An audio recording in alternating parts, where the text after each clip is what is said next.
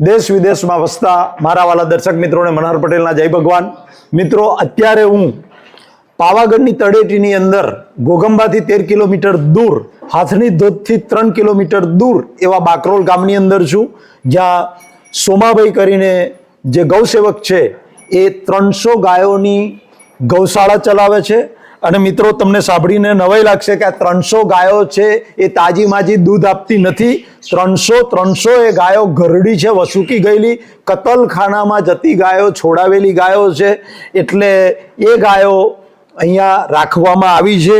તો સોમાભાઈ, આ ગાયો જે છે એ ગૌશાળાની શરૂઆત કેવી રીતે કરી તમે? ગૌશાળાની શરૂઆત તો પ્રભુ અમે એવી રીતના કરી કે અમે પાવાગઢ માતાજીના દર્શને ગયા હતા. ત્યાંથી આવ્યા અને ચોકડી આવ્યા એટલું ઉતરે એટલે કદવાલ બાજુથી એક ટેમ્પામાં 407 22 ગાયો ભરેલી. બરાબર, 22. એટલે અમે જો શું હશે અંદર એમ ઘોઘંબા તરફ જતા ટાયર ફાટ્યું એટલે અમે જો શું હશે એમ એટલે ટેમ્પો ઉભો હતો એટલે તુવેરો ભરેલી છે, પણ અમે ઉપર ચડીને જોઈ ત્યારે ગાયો બાંધેલી હતી. છોડાય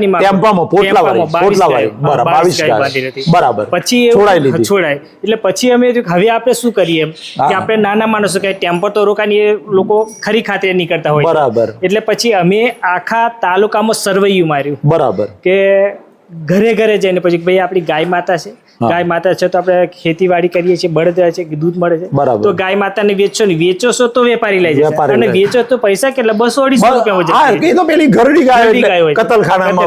બરાબર. હા, અને કતલખાને જતી હોય પોલીસ પકડતી અહીંયા. એટલે પછી અમે પ્રાર્થના કરી તમે ગાય માતાને વેચો ને જો વેચો વૃદ્ધ કે ડાય કે બંધાતી નહીં હોય તો આપણી ગૌશાળામાં મૂકી જોઈએ. રીતની શરૂઆત કરી. બરાબર. હવે શરૂઆત કરતા કરતા પ્રભુ એવી કે તકલીફ પડી કે શરત તો થઈ ગઈ તમારી મારી જેના ટિકિટ, પણ જયારે બધા છટકી ગયા પડી ગયા અમે એકલા પડી ગયા. ત્યારે પછી બહુ જ તકલીફ પડી. અમે ધીરે ધીરે, અને આ તો બહુ ઇન્ટરવ્યુ એટલે દાન તો આવતું નહીં, દાન આવતું નથી પ્રભુ. એટલે ધીરે ધીરે અમારી જમીન મૂકી, ઘર મૂક્યું, એવી રીતના ધીરે ધીરે કરતા ચલાયું. પછી આ જે 300 ગાયો જે તમારે અત્યારે, આ ગાયોને એક મહિનાનું કેટલું ઘાસ જોઈએ? 4.5 લાખ રૂપિયા. 4.5 લાખ રૂપિયાનું ઘાસ જોઈએ. મિત્રો, 4 વર્ષ પહેલા હું આવ્યો હતો, તે વખતે પણ વિડીયો મૂક્યો હતો અને મારા દર્શકોએ ખોબે દાન આપ્યું હતું. અને બાકી 4 વર્ષ પહેલા તો જયારે હું આવ્યો અહીંયા, આપણા દર્શકોએ દાન આપ્યું બધું. એ કદાચ માની લો કે એ ઘાસ ના મળ્યું હોત તો શું થાત? બંધ થઈ ગયું. એટલે તે વખત તમે બહુ જ તકલીફ હતી અને છેલ્લે હારી જ ગયા હતા. અમારી પાસે કોઈ સહારો કાઢે, તમે આવી જ ભગવાનને મોકલ્યા પ્રભુ. ભગવાન સ્વરૂપ થઈને આજે પ્રભુ શાંતિ છે. બરાબર. 100% અંત સમય હતા તે સમયે.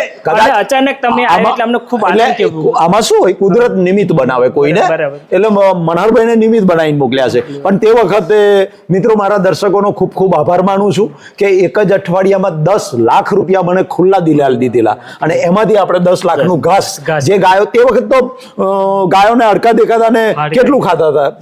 અડધું ભૂખી રહે, અડધી એક જ નાખતા. બરાબર.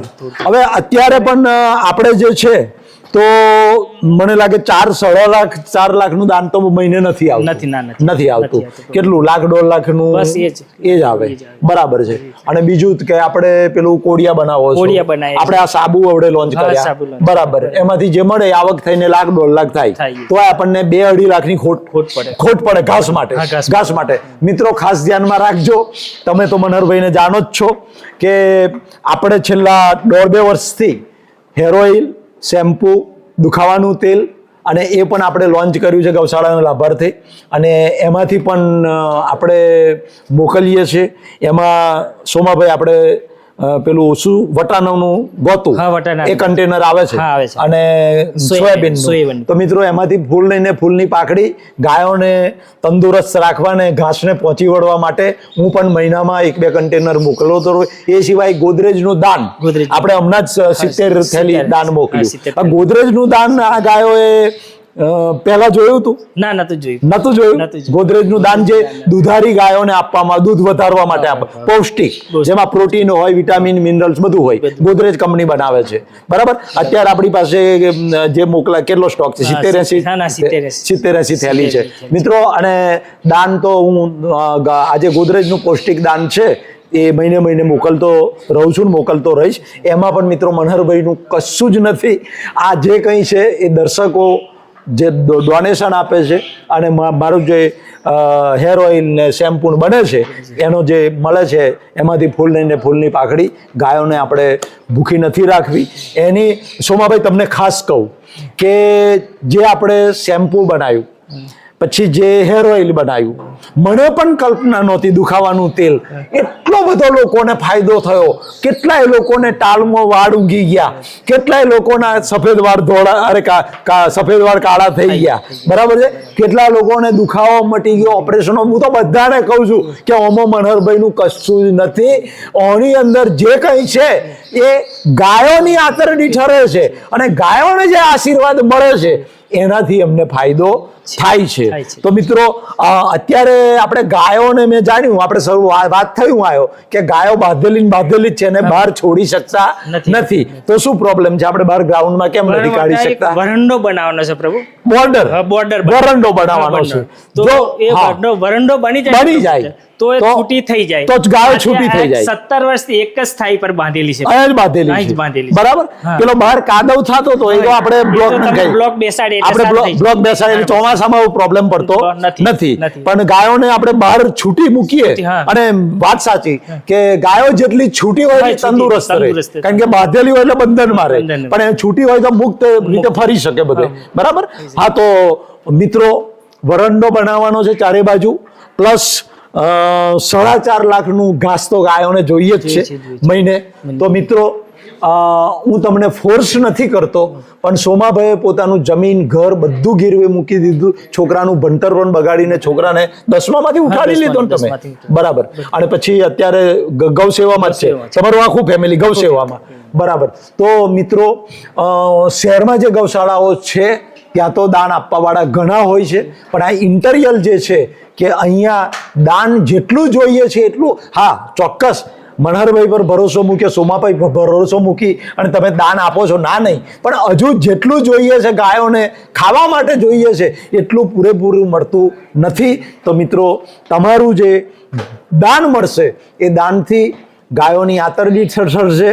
આ ચારે બાજુ જો વરંડો એટલે બોર્ડર દિવાલ બની જાય તો ગાયોને છૂટી મૂકી શકાય અને ગાયો મુક્ત રીતે ફરી શકે, હરી શકે અને વધારે તંદુરસ્ત બની શકે, મુક્ત રીતે ફરીને ઘાસ ખાઈ શકે. તો આપણે બહાર પણ ઘાસ નાખી શકીએ. તો મિત્રો ફૂલની પાખડી યથાશક્તિ તમે 10 રૂપિયા આપશો ને તો એ 10 રૂપિયા અમારા માટે 1000 રૂપિયા બરોબર છે. મિત્રો એવું નથી કે 10 રૂપિયા ગૌશાળામાં અપાય, તમે 10 રૂપિયા આપશો ને તો પણ એ અમારા માટે 1000 રૂપિયા. ટીપે ટીપે સરોવર ભરાય, કાંકરે કાંકરે પાળ બંધાય. એ રીતે બધા દર્શકો તમારી યથાશક્તિ, યાર તમે મંદિરમાં જજો, ના નહીં તમે જે દેવદેવીને માનતા હોય, ભગવાનને માનતા હોય તો એ હોની નોટ લઈને જજો, ના નહીં ધર્માદા પેટીમાં નાખજો. પણ મારી એટલી વિનંતી છે 2 હાથ જોડીને કે ત્યાં તમે 100 રૂપિયામાંથી ધર્માદા પેટીમાં 90 રૂપિયા નાખજો અને 10 રૂપિયા ગાયોની આતરડી ઠરે એના માટે મોકલશો ને તો એ 10 રૂપિયા અમારા માટે બહુ બહુ ઘણા થઈ ગયા છે. આવા જો હજારો મારા દર્શકો 10-10 રૂપિયા મોકલશે ને તો આ ગાયોનું દર મહિને 10 રૂપિયા મોકલશે તો ગાયોનું આપણું જે ખૂટે છે ઘાસ, બરાબર છે, તો એ ઘાસ થઈ જાય. તો બધા જ દર્શકોને મારી અપીલ છે કે આ જે ઇન્ટરિયલ ગૌશાળા છે 300 ગાયો નકામી, એટલે નકામી નથી કહેતો હું, પણ વસુકી ગયેલી બિચારી ગરીબડી ગાયો કે જેનામાંથી છાણ અને મૂત્ર 2 જ મળે છે, બીજું કશું મળે, દૂધ તો મળતું જ નથી. વસુકી ગયેલી ગરડી ગાયો છે તો એમની આતરડી ઠરશે, એના આશીર્વાદ તમને મળશે. સ્ક્રીન ઉપર સોમાભાઈનું જે ટ્રસ્ટ છે એમનો સ્ક્રીન ઉપર જે નંબર આપ્યો છે, એકાઉન્ટ નંબર, એ એકાઉન્ટ નંબરની અંદર તમે પેમેન્ટ કરી શકો છો અને QR કોડ પણ આપ્યો છે તો એની અંદર પણ તમે પેમેન્ટ કરી શકો છો. અને ગૂગલ પે નંબર પણ મૂકું છું, એમના દીકરાનો ગૂગલ પે છે ને તમારો, બરાબર છે, તો જેમાં યોગ્ય લાગે એમાં ફૂલ પાખડી તમે દાન કરજો. તમારું હૃદય વિડીયો સાંભળ્યા પછી તમારું મન માને કે હા અહીંયા આ ગૌશાળામાં મારે દાન કરવા જેવું છે તો જ કરજો, બાકી ના કરજો. મારો કોઈ ફોર્સ નથી. પરમપિતા પરમાત્મા મારા વાલા દર્શકોને લાભ, નિરોગી આયુષ્ય આપે, હૃદયથી પ્રાર્થના. મનહર પટેલા. જય ભારત, જય હિન્દ, જય ગુજરાત.